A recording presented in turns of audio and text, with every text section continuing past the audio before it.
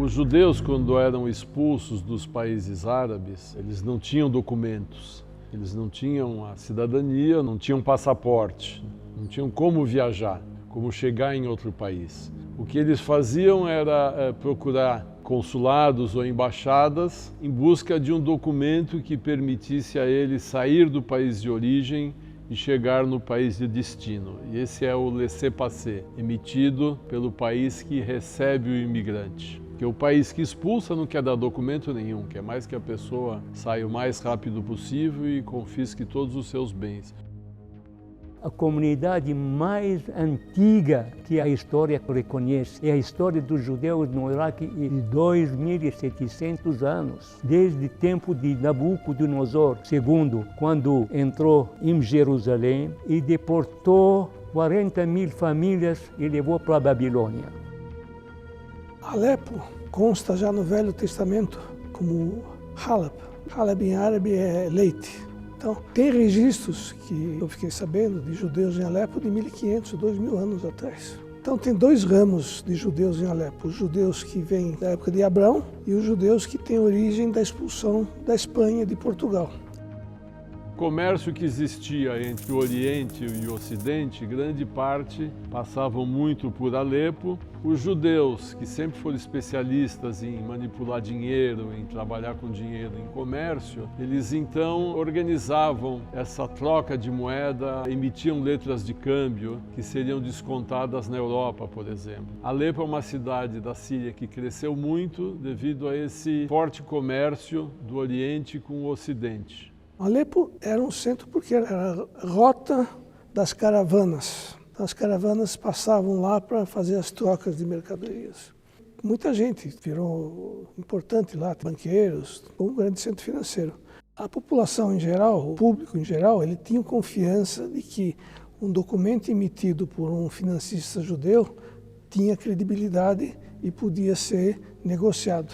Se a gente for estudar um pouco da história do sistema monetário da época, o judeu, por falar várias línguas, então um documento de um judeu na Europa, um outro judeu na Síria conseguia entender o que o europeu escrevia, e esse outro judeu no Afeganistão ou na China sabia o que estava escrito. Então, em vez de você carregar 20 quilos de ouro ou 20 quilos de mercadoria, um simples papel, era um cheque, era um portador que ia. Então isso ajudou muito o comércio a florescer.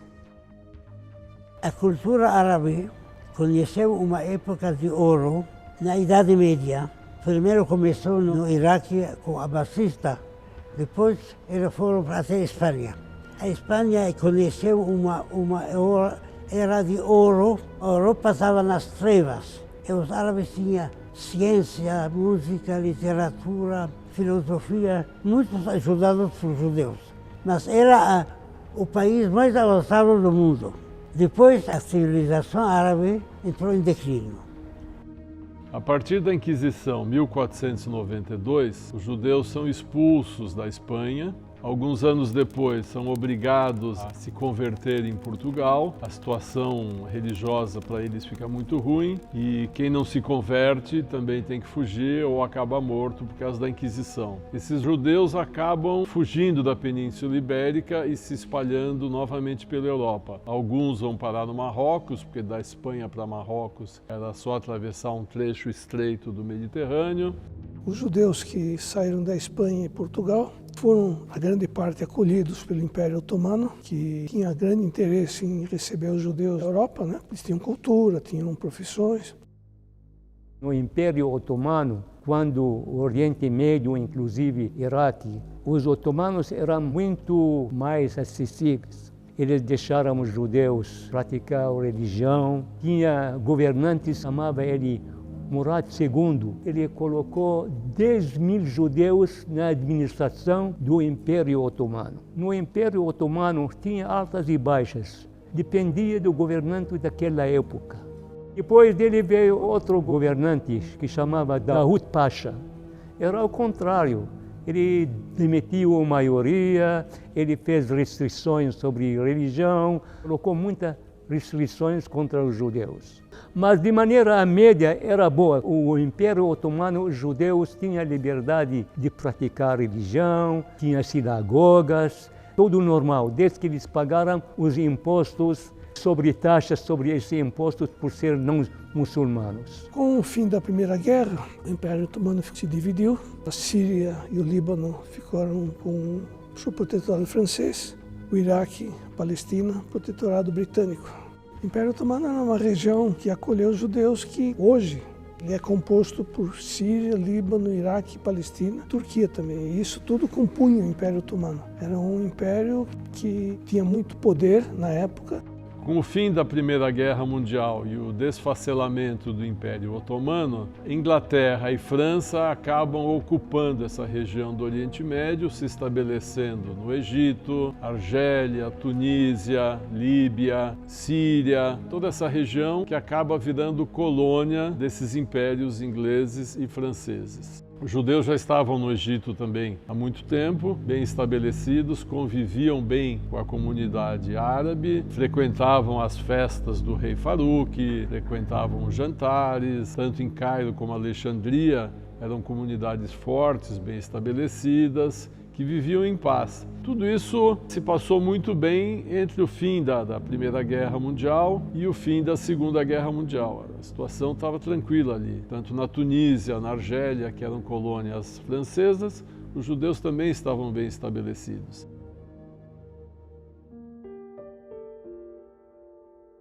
Antes da questão palestina, os judeus viviam normalmente na Síria, não tinha nenhuma restrição, somente são considerados cidadãos de segundo grau. Viajavam, tinha comércio, tinha empresas, um judeu, um muçulmano, cristão, normal.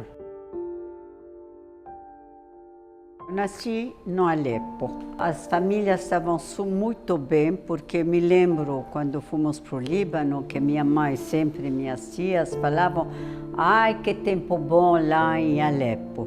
Mas eu sei que eles estavam muito bem, meu pai trabalhava bem, era bem considerado lá, eles tinham, porque não sofremos nada. A vida no Marrocos era uma vida tranquila, normal. No caso da minha cidade, Tanger, durante muito tempo atrás, ela era cidade internacional, porque o que acontecia, se colocasse um canhão do lado da Espanha e um outro do lado do Marrocos, fechava o Estreito de Gibraltar. Se reuniram as nações, na época, Inglaterra, Itália, Espanha, e fizeram um tratado e tornaram Tanger uma cidade internacional. Sendo uma cidade internacional, tinha colônias e habitantes de muitos lugares do mundo. Então existia a colônia italiana, a colônia francesa, a colônia espanhola e assim por diante. A escola que a gente estudava era interessante porque, como tinha as colônias, cada colônia tinha o seu núcleo. Nós fazíamos parte da Aliança Israelita de Tanger, que é original da França. Pelo que me lembro, eu tive uma infância maravilhosa, que era sempre em família. A nossa casa era sempre aberta, todo mundo vinha passar os fins de semana em casa. A minha avó cozinhava muito bem, vinham passar o dia. Morávamos no térreo e tinha um jardim que dava a volta de toda a casa. Então as crianças ficavam no jardim. De domingo tinha o Jockey Club na nossa frente, então tinha corrida de cavalo, a elite inglesa que frequentava, a moda maravilhosa. Eu lembro de muita coisa boa da minha infância. Tranquila, em paz, não tinha nenhuma violência. A gente tinha medo um pouco porque eles falavam um pouco falando mal dos judeus, mas a gente não sofreu nenhum ataque, nenhuma coisa grave, entendeu? A gente não era ricos, a gente vivia bem. O dia a dia no Cairo, a gente era numa escola francesa, no liceu francês, a nossa língua materna era francês, até agora nós falamos francês em casa, sempre. Eles não tinham obrigação de aprender árabe, então realmente eu aprendi muito pouco árabe. sei dificilmente escrever ainda meu nome em árabe de solteira. No Egito, meus pais estudaram em escolas francesas ou inglesas ou em escolas judaicas. Era uma comunidade no auge dela de 80 mil pessoas, entre Cário e Alexandria, que reunia mais ou menos 80% a 90% da comunidade. Tinha as outras comunidades em Tanta, Port Said, que é perto da fronteira com Israel, Tanta, que é entre o Cairo e Alexandria, e algumas cidades do delta do Nilo.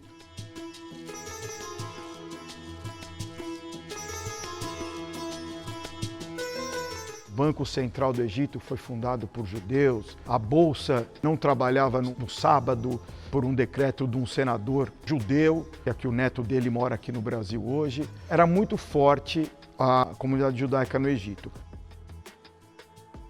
Vivia muito bem, tinha bastante sinagogas, só frequentava bem as sinagogas. Até na montanha tinha uma sinagoga. Tinha a montanha que se chamava Alei. Ele passava as férias lá durante 3 meses. Na escola, todo mundo se dava muito bem. Éramos os únicos judeus no prédio, mas sempre muito bem tratados. A minha melhor amiga era a minha vizinha, que era uma muçulmana. A mãe dela era austríaca, mas automaticamente casando com muçulmano, vira muçulmana. Todo dia tinha o chá das 5, a minha mãe ia tomar o chá na casa dele. Estava maravilhoso. A vida era normal, uma vida razoável. A vantagem que eu me lembro, como havia uma época, a época da guerra, e havia racionamento, mas Tanger conseguia receber suprimentos. Então, na época em que muitos lugares do mundo se fazia fila para poder comprar o pão, a gente tinha facilidade. Então, Tanger era mais protegida pelo fato de ser internacional. A vida era perfeitamente normal e os árabes lá, todos eles falavam espanhol. A gente convivia muito bem. Na Síria, você não vê mendigo. As ruas tudo limpo, não tinha policial, ia a qualquer lugar, ninguém falava nada. No bairro a gente morava, não tinha um posto policial. A gente abria a porta de manhã e a porta estava aberta, ninguém entrava. Normal, comida boa, sinagogas cheias. Minha avó morava conosco, ela era de Esmina, da Turquia, então falávamos o ladino em casa. E isso nos ajudou muito para vir aqui no Brasil, para entender o português. Meu pai trabalhava numa firma holandesa e a minha mãe era dona de casa. Eu lembro, a minha avó acordava às 6 horas da manhã para cozinhar, porque a comida era feita no dia, não tinha geladeira. Tinha aquela geladeira, comprava blocos de gelo e colocava tipo de serpentina na geladeira, era de madeira. Não tinha forno a gás, nem fogão a gás. Chamava primos, que era com petróleo, que se colocava petróleo. Embaixo da pia a gente tinha galão de petróleo para poder acender esses primos. Tive uma infância muito gostosa, coisas muito lindas que hoje pensando era completamente diferente, muito diferente mesmo.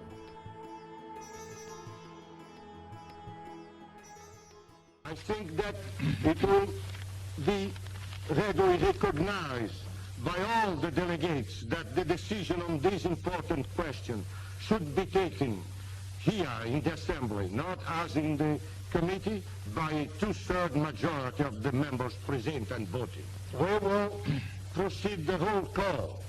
We will start it now. France? Yes?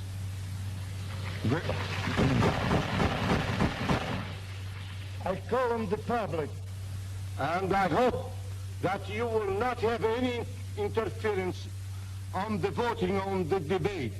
I am confident on the way you will behave in a so serious decision taken by this Assembly, because I am decided not to allow anybody to interfere in our decisions. Ad hoc committee, 37, against, 12, abstentions 9,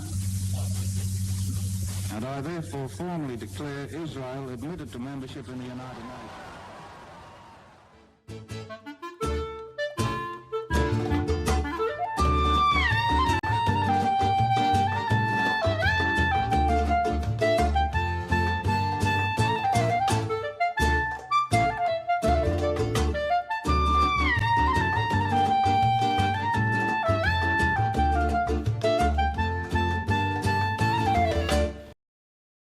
Até a declaração da partilha, oficialmente não tinha nada.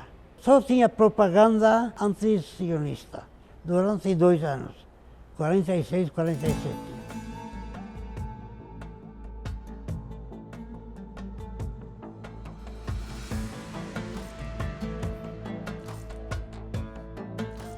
No dia 29 de novembro foi anunciada a partilha da Palestina. 2 dias depois, no 1º de dezembro, começou o ataque. Os dirigentes árabes falaram na ONU: se a partilha sair, os judeus dos países árabes vão sofrer. Tinha um plano. No dia 30 de novembro, escutei o presidente da República falando, incitando o povo a não atacar embaixadas e não atacar as pessoas. No dia 1º de dezembro, queimaram todas as sinagogas da cidade, todas as escolas, orfanatos, clubes, algumas lojas, começou algumas casas, aí o governo mandou parar, fez todo aquele recolher. No mesmo dia à noite, famílias judeias começaram, todos os ricos fugiram para o Líbano.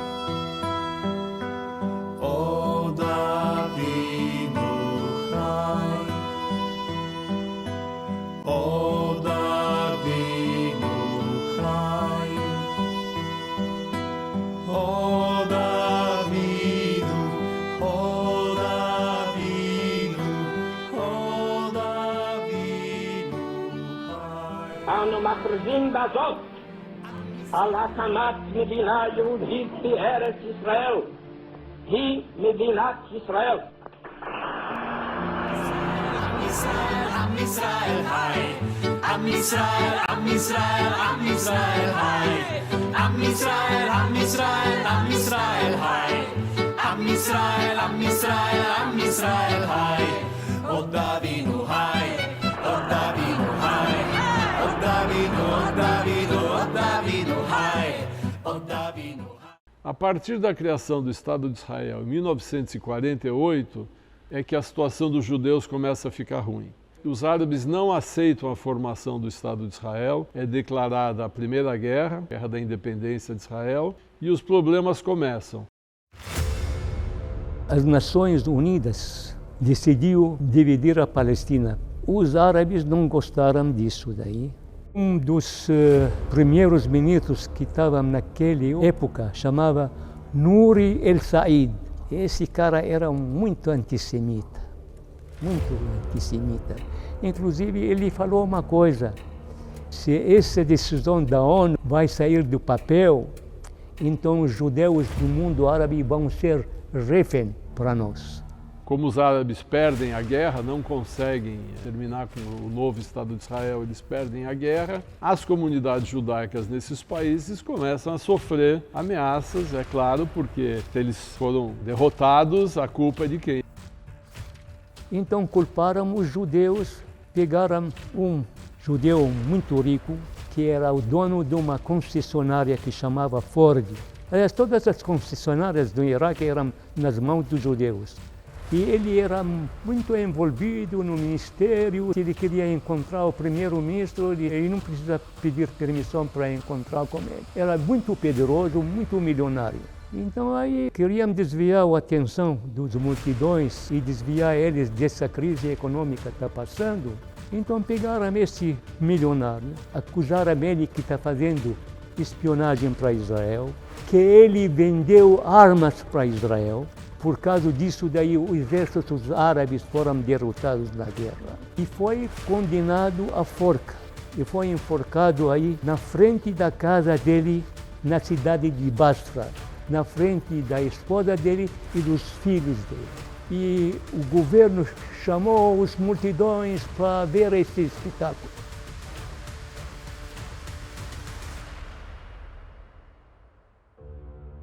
Esse primeiro-ministro caiu, entrou no lugar dele outro primeiro-ministro que chamava Taufik al-Suwaidi.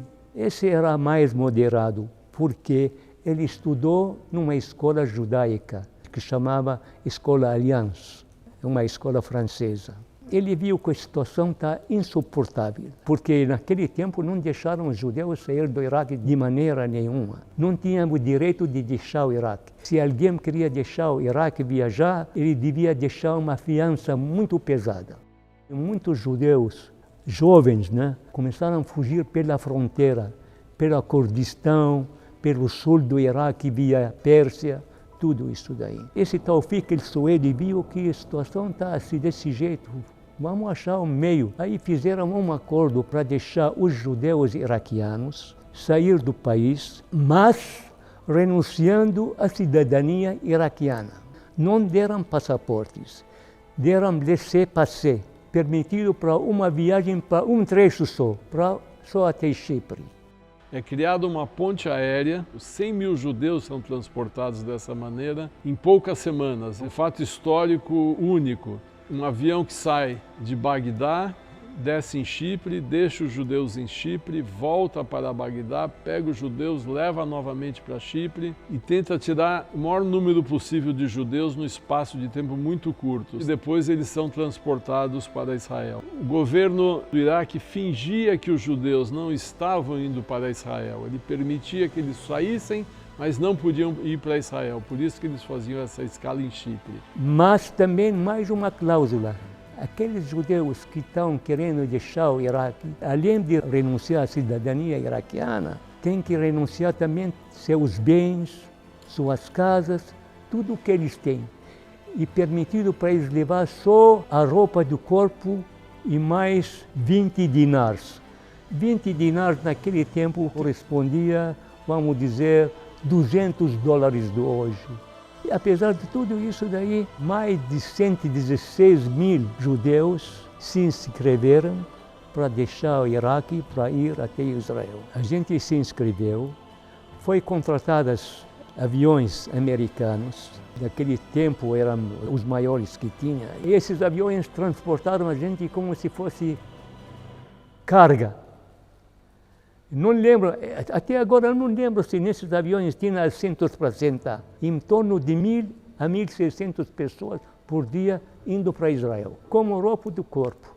E antes de subir do avião, tinha uma revista de cabeça até o sapato.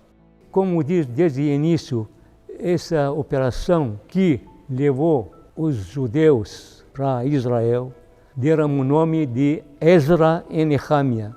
São nomes de dois profetas dos que estão enterrados na Babilônia, se não me engano.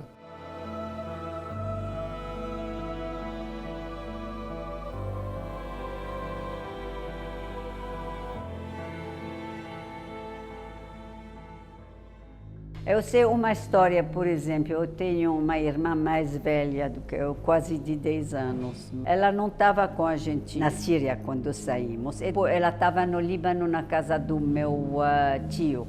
Aí eu sei que perguntei por que ela veio antes. Aí soube muitos anos depois, porque são histórias que não se contava para as crianças. A vida das crianças é uma coisa, os grandes, eles tinham medo. Ela era uma menina, mocinha, 14 anos, não sei quantos anos tinha, 16 anos.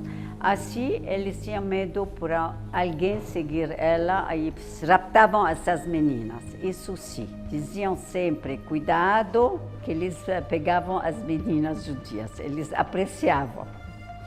A gente tinha uma pessoa que trabalhava para minha mãe, uma libanesa. Levou minha irmã menor. Não precisava de papel, acho que ninguém tinha. Eu e meu irmão fomos com clientes do meu pai de carro, minha mãe, meu irmão de trem.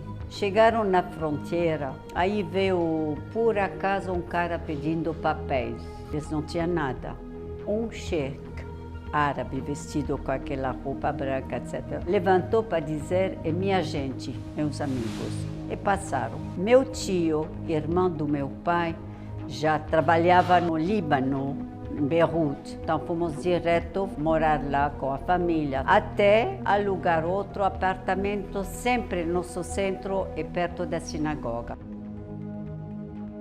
Até a declaração da partilha, oficialmente não tinha nada. Acabou a vida judaica e o governo não queria que todo mundo saia, judeus, tinha que achar um meio para fugir. Desde aquele dia de incendiaram tudo, não tinha mais futuro para os judeus. Cada um trabalhava na esperança, um dia vai sair, não adianta. Tinha 26 anos, eu era professor, não tinha muito trabalho. Uma vez alguém me arranjou para mim, para correspondência comercial com um árabe, para trabalhar 2 horas por dia. Fui um dia, ele falou, vai, escreve uma carta.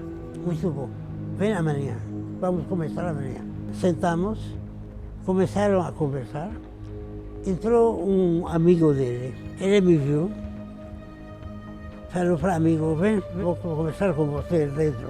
Fui lá, deve ter falado para ele, você emprega um judeu para quê? Ele voltou e falou, eu sou perseguido pela polícia, não me interessa um judeu, trabalhar com judeu. Me mandou embora. Ficou louco quando eu escrevi a carta. No começo, falaram, judeu para sair tem que pedir licença da polícia. Eles começaram a dar polícia. Tá. Deram para alguns, aí todo mundo pediu. Era para Líbano, só. Passaporte não tem. Então falaram, você vai visitar, vai voltar? Sim, quero voltar. Põe uma soma em depósito. Começou a colocar, coloca 500 liras, depósito. Se você voltar, você pega. Se você não voltar, perdeu. Aí muitas pessoas deixavam 500, saíram. Aí fizeram 1.000, aí fizeram 2.000, aí fizeram 4.000. Eu peguei um atestado falso de um médico que eu tinha uma doença que só era tratada no Líbano. E pagamos dinheiro, deram autorização, eu deixei 4.000. Eu trabalhava 8 horas por dia, professor, ganhava 200 liras. Trabalhei anos, fui embora. Peguei um táxi, a polícia sabe de tudo dos judeus. Um policial falou para meu irmão, ele estava em outra cidade completamente. Falou, eu conheço o teu irmão, ele é loiro, a porta da sua casa é verde. Chegou à fronteira do Líbano, antes de chegar no lado libanês, alfândega. Tinha 2 judeus, bem de vida, ricos. A polícia desconfiava que ele estava levando dinheiro. É um árabe. Ficamos 3 horas, abriram todas as malas, abriram os sabonetes, tiraram os bancos dos carros, porque tinha 3 ricos. Para mim, falaram, não fizeram nada, porque sabia que eu não tinha dinheiro. Não acharam nada, passamos. Fui para Líbano. Cheguei lá por um mês, não voltei. Cheguei lá com carteira de identidade. Como vou sair? Sem passaporte. Então, o passaporte iraniano, tinha um funcionário da embaixada do Irã em Beirute que costumava jogar muito no cassino e perdia, como todo mundo perde no cassino, né? E a comunidade judaica ajudava ele, emprestava, financiava, e ele, em troca, emitia passaportes para o pessoal poder viajar, poder fugir. Emitiram centenas de passaportes assim, até que um dia descobriram que os passaportes não eram legais. Então veio uma ordem do Irã, cancelaram todos os passaportes. Então todos os passaportes foram cancelados. A comunidade judaica de Beirute, para resolver esse problema, ficou sabendo que a irmã do Shah do Irã, naquela época o Reza Pahlavi, né, que era amigo de Israel, estava construindo um hospital lá no Irã. Então a comunidade judaica de Beirute se juntou e fez uma doação para ajudar a terminar de construir o hospital. O Shah ficou sabendo, em agradecimento, legalizou todos os passaportes. E esse passaporte, quer dizer, que eu tinha, passou a ser legal, né? Então, a gente veio no Brasil com um passaporte familiar, onde tinha a foto da família, né? Meu pai, minha mãe, os 3 filhos.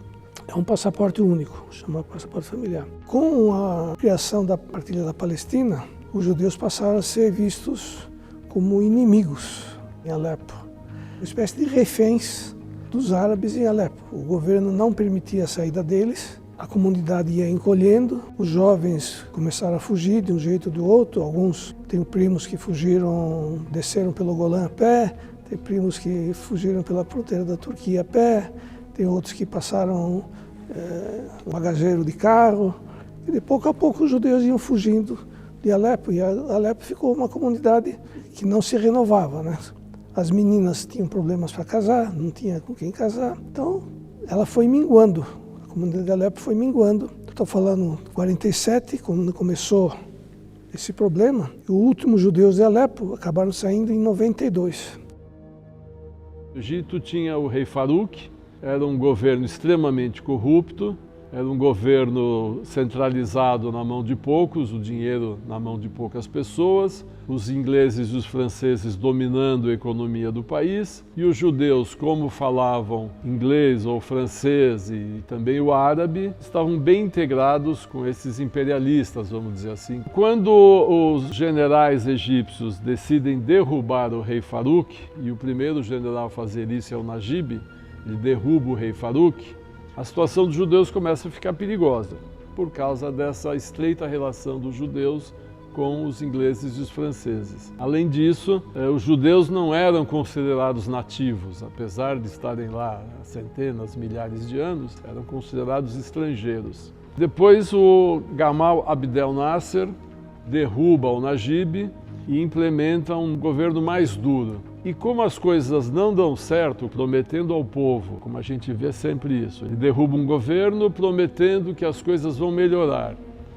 As coisas não melhoram, pelo contrário, as coisas pioram. Ele tem que achar culpados. E quem são os culpados? Os estrangeiros. Os ingleses, os franceses e os judeus. Então ele começa a desenvolver o chamado nacionalismo árabe. Ele começa a dizer que toda essa região do Oriente Médio tem que ser dos árabes. Os estrangeiros têm que sair de lá. Isso se espalha para os outros países. Isso é o chamado panarabismo, que se espalha para o Marrocos, se espalha para a Síria. No Egito começou um movimento pelo nacionalismo árabe. E continuou isso, ficou muito forte. Primeiro começou anticolonial, expulsaram os ingleses, os franceses, depois pegaram a causa palestina. Depuseram o rei, ele foi embora, a gente começou com o Naguib primeiro e depois o Nasser tirou o Naguib. E o Nasser era mais tipo de nacionalizar o Egito. Ninguém estava a favor e nacionalizou o Canal de Suez. Depois de uns anos já voltaria para o Egito o Canal de Suez, mas ele nacionalizou antes do tempo, que era o dos ingleses e franceses, né? Aí começaram um pouco de perseguição. Em 56, quando Israel, a França e a Inglaterra resolveram atacar, aí foi a gota d'água.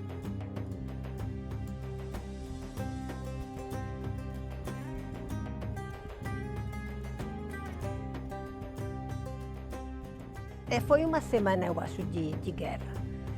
Depois disso, tinha horário para voltar para casa. As escolas começaram a abrir, mas não era mais lycée français, era La Liberté, Liceu A Liberdade. Já começaram a mudar os nomes, não era mais para ensinar francês como primeira língua, seria o árabe. Ficamos quase um ano sem ir para a escola. Nós não tínhamos nacionalidade egípcia, muitos judeus não tinham nacionalidade egípcia, a maioria, aliás. Mas quem era francês e inglês foram expulsos. Nós ficamos ainda enquanto meu pai tinha trabalho. Quando foi mandado embora e chamaram ele, aí falaram que eles estavam mandando embora, tem que mandar embora os funcionários judeus, e começamos com a realidade mesmo como seria, né? Quando voltamos, fiquei pouco tempo, que depois resolvemos sair. Mas enquanto a gente fazia os papéis para sair, ficamos bem silenciosos, não avisamos ninguém. Começamos a ter um pouco de medo nessa hora. Tinha uma vizinha que era uma francesa casada com muçulmano. E de repente apareceu um senhor na casa dela. Hoje a gente pensa que podia ser o da Cruz Vermelha, de alguma entidade qualquer. Bateu na nossa porta, acho que a vizinha sabia que nós éramos judeus, né? Minha mãe falou que ela gostaria de vir para o Brasil, porque o irmão dela já tinha o visto para vir para o Brasil. Ele ajudou muito ela a fazer os papéis, nunca soubemos o nome dele, nem de onde que ele apareceu. Aí conseguimos os papéis. Meu pai teve uma recomendação, trabalhava na Philips para arrumar emprego aqui. Tivemos uma chamada do cunhado do meu tio, que tinha chamado ele, e aí fez a chamada para nós, e assim obtivemos para vir para o Brasil.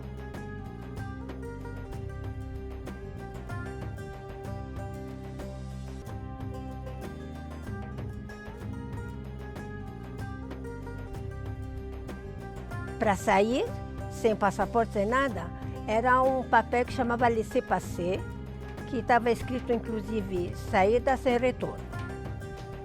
A maioria saímos assim. Quem tinha alguma nacionalidade, quem tinha nacionalidade egípcia que ia sair, também tiravam a nacionalidade e davam esse laissez-passer para sair.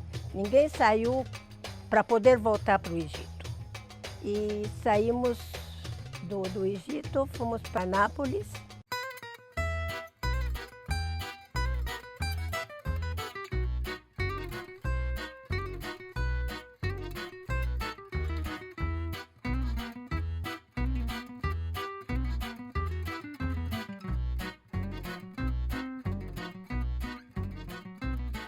Ficamos em albergue da Rias também, ficamos uma semana, eu acho. Até que teve gente que ficou muito mais tempo para poder vir para o Brasil. Nós ficamos no máximo acho que 10 dias e embarcamos para o Brasil. Minha irmã frequentava Bnei Akiva e elas foram presos, o grupo em 54, 55, porque é um grupo judaico. Então eles foram interrogados, mas ela estava fechada na prefeitura, não sei onde, como que ela fazia parte de um grupo sionista. Mas minha irmã foi inteligente, batalhou com meus pais. Ela saiu do Egito antes, em 56, ela e meu irmão foram para Paris antes que estoure a guerra de 56. Fim de 56 que começou a guerra. Pegaram meu pai falando que ele estava fazendo sinais nos aviões. Aí ele foi 5 dias em prisão, foi um pouco maltratado. E logo depois nós fomos na França. E como meu pai fez a guerra com De Gaulle, ele tinha um passaporte francês, nós fomos com mais facilidade, com vista direto para a França, e fomos direto na França. Saímos de Alexandria, de navio, levou para chegar em Marselha, na França.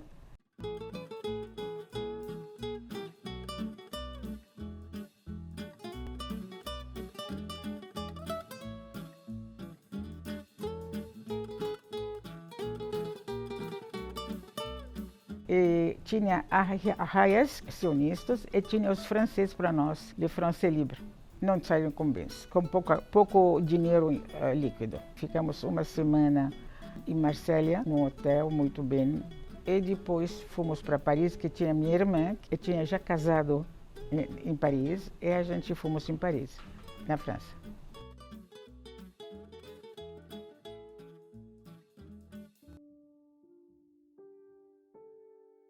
Eu fui passear na Suíça, em Genebra, encontrei meu marido, que era do Egito também, e que morava na Suíça, Nós casamos lá, mas a gente não podia ficar porque ele tinha um passaporte apátrida, quer dizer, sem nação nenhuma.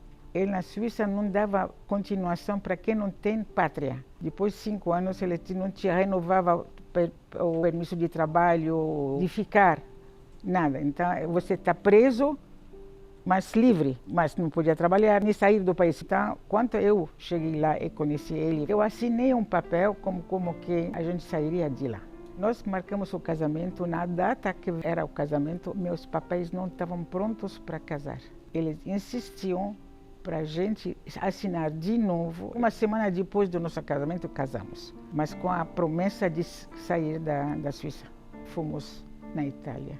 Meu marido tinha conseguido um passaporte da mãe dele quando ele nasceu, a mãe dele era italiana. Então, fomos até Livorno para achar a documentação da mãe dele.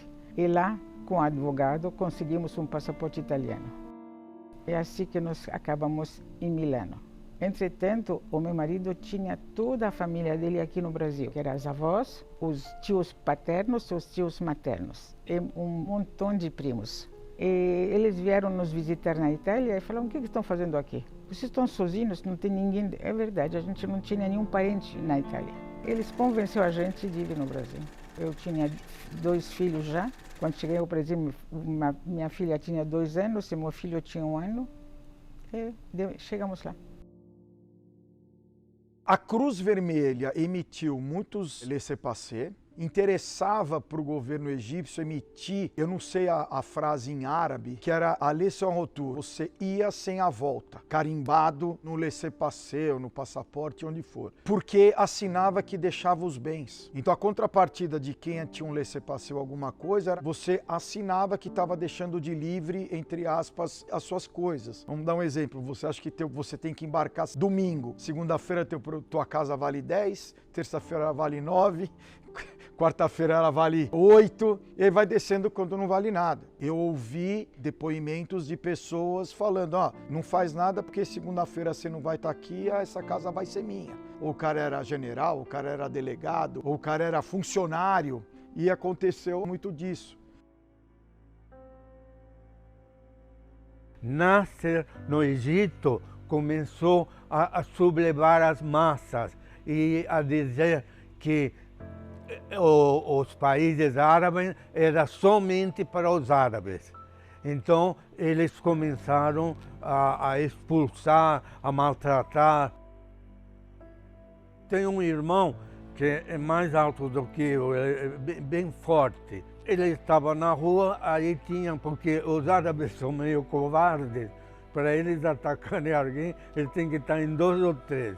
E eles estavam em 3. Então eles atacaram o meu irmão, e o meu irmão deu a sorte que achou um pau e bateu nele e deixou os 3 jogados no chão. E aí, logicamente, que a gente teve que sair às pressas.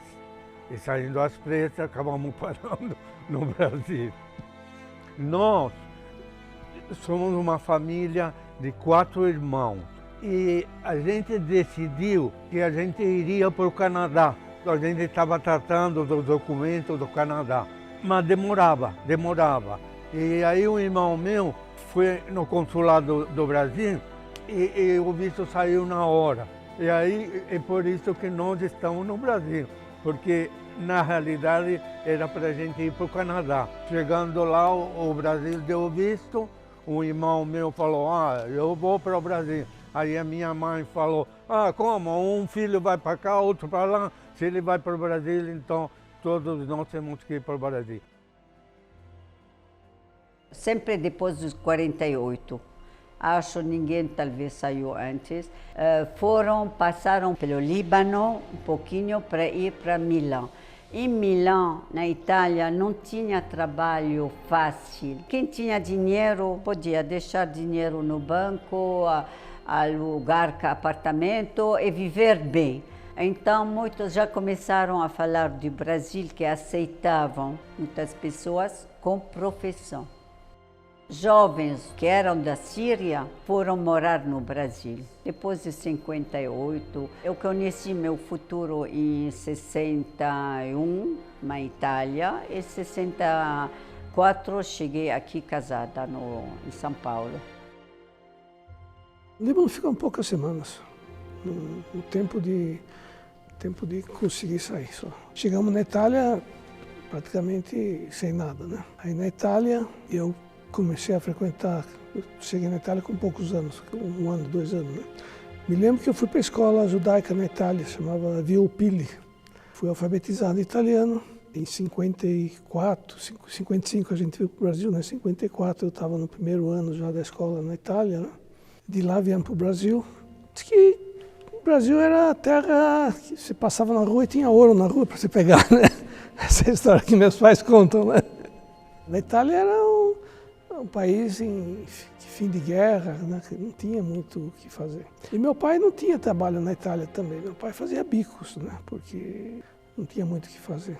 De lá pegamos um navio, chamava Ana C. Passamos 14 dias no navio até chegar em Santos. Me lembro que quando a gente estava no navio, o capitão anunciou que nós estávamos atravessando a linha do Equador. E aí o pessoal saiu, todo mundo lá de dentro do navio para ver a linha do Equador. No começo da guerra tudo era festa. A gente ficava em casa, não tinha escola. Pouco a pouco foi piorando. Em 1975, os palestinos foragidos da Síria vieram para o Líbano. Aí começou uma guerra política. A Síria queria invadir o Líbano. Aí começou os atritos entre muçulmano, palestino e os católicos. Ficava em casa durante o dia todo. A gente abria a porta, tinha um cadáver do lado, outro cadáver do outro lado da porta.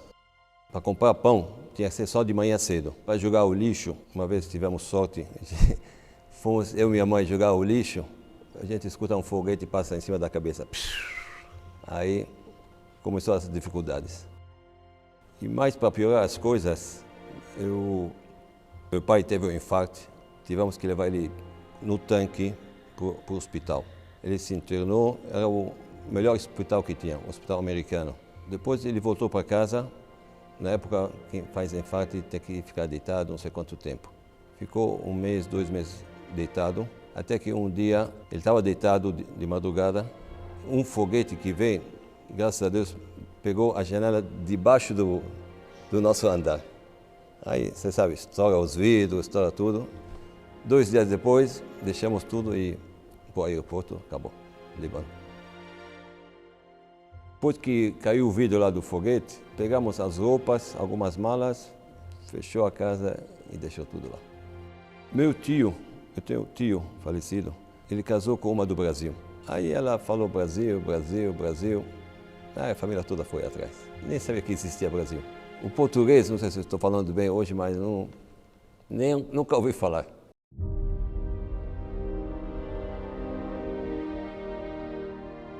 Eu lembro, cheguei no Rio de Janeiro, tomei um café a 2 cruzeiros.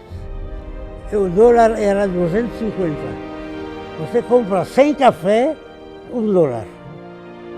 Hoje a gente fala, se continuássemos no Egito, não sei se teria a vida que tivemos aqui, sinceramente. Fomos progredindo pouco a pouco, todo mundo unido, trabalhando, fomos para frente. Viemos na melhor época do Brasil. Graças a Deus, isso eu vou falar, estou aqui no Brasil com minhas famílias, filhos, netos e bisnetos. Isso nunca se vê em nenhuma outra parte do mundo. O Brasil é muito bom. Sempre tem oportunidade, tem que saber aproveitar as oportunidades. Tudo de bom e do melhor aqui. Eu vivi mais aqui do que lá no Líbano, por isso que é 100% Brasil. Algumas lembranças que eu tenho devem existir ainda lá. E se Deus quiser, um dia, se dá para voltar, eu vou voltar. Mas muita gente foi lá e me falaram que pode esquecer, é melhor ficar as lembranças na cabeça do que ver ao vivo, porque tudo já mudou. E agora ninguém me tira do Brasil. Porque a gente acabou, somos brasileiros, somos judeus brasileiros, estamos assimilados com todo mundo, com a família toda, gosto e ninguém me tira do Brasil. Bom, eu tinha um maiô e eu ia na praia em Tanger, mas aquele maiô era um biquíni. E quando eu fui na praia, o pessoal começou. Eu não aguentei, tive que ir embora, porque era um maiô assim, pequenininho, era um biquíni. Naquela época ninguém usava biquíni. Lá então era normal. O Brasil foi uma terra que acolheu a gente como milhões de pessoas, comparando com o inferno da Europa, dos países árabes, a gente teve chance de evoluir. No início eu estranhei tudo isso daí, mas a coisa que mais me impressionou aqui no Brasil, o verde que está no Brasil.